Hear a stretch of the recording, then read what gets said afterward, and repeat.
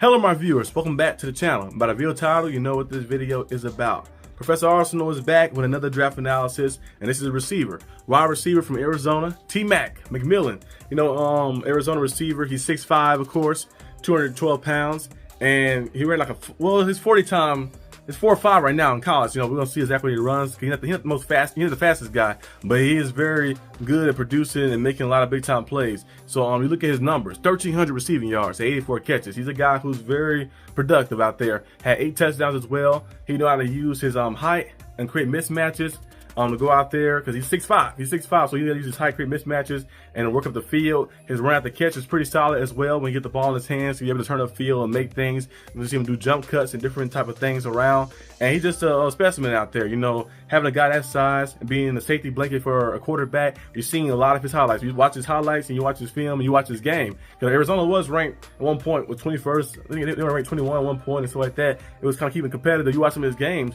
you'll see like he was the quarterback safety blanket. Every time he looked back, it was third down situation, he was going to him, and every time he capitalized, because he had, I think when targeted, he had 110 passer rating. So like when QBs targeted him, it was 110 passer rating. He's basically meaning he was catching everything and making big time plays for his quarterback. So he was an amazing player to see, and he's gonna be a top pick in this draft right here. I don't know exactly where we're gonna fall. I know some people are saying that he may be the best receiver in the draft. In my opinion, I think Luther Burden might be the best receiver in the draft.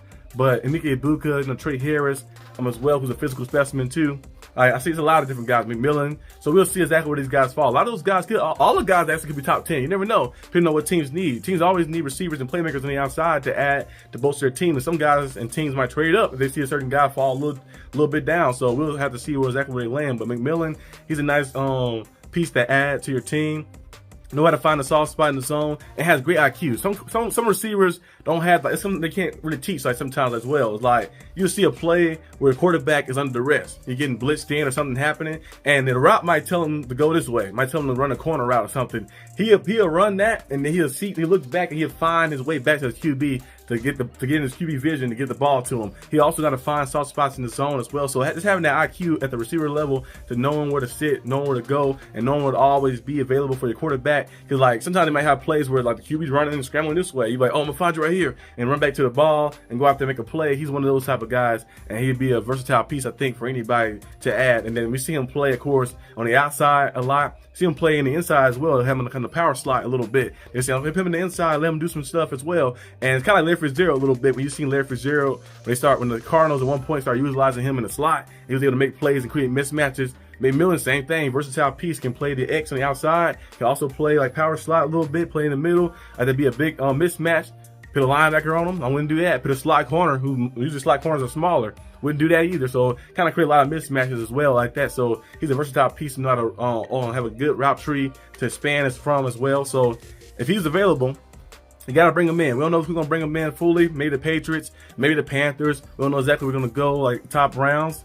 So we'll see exactly where he lands. The only knack on him really that people really have is maybe his speed, because he's not the fastest guy, but you really gotta be the fastest guy in the field. You're able to get consistently open, consistently make catches, and he has natural hands as well. Like some guys, you know, like Tyreek Hill. Tyreek Hill's a great player, but he's not a natural hand catcher. He's a body catcher. You see Tyreek Hill do a lot of that and a lot of different things. But Mcmillan is a natural hands catcher. Go out there, soft hands, get the ball in his hands, make plays, and show him consistency of doing that. Even without having that crazy speed like that, he still run like a 4.5. He might run like a low 4.9, maybe 4.59, maybe 4.6-ish. But as long as he's able to get consistently down the field, make plays, and be productive, teams do not care about any of that. And he might not be the most explosive guy, but teams do not care about any of that. He's a guy who can go out there and make plays. Now, his route running, of course, being a taller guy, it's a little stiff at sometimes on some of his breakoffs, but that's nothing too crazy. I think it can be kind of like developed as depending on what team he goes to. Because we know some guys like Calvin Johnson. Calvin Johnson is Hall of Fame level guy like that, so he's a little different. And Randy Moss, Hall of Fame level guy too.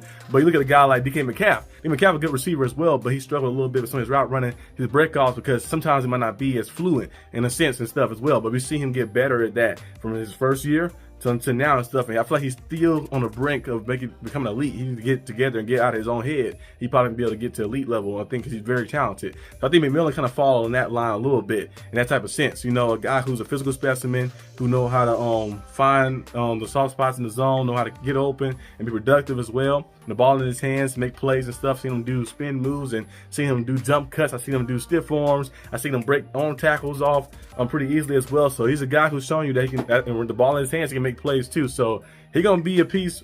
We'll have to see exactly where he lands. I know a lot of people got him as a top receiver. So some people saying he might go, you know, top 5.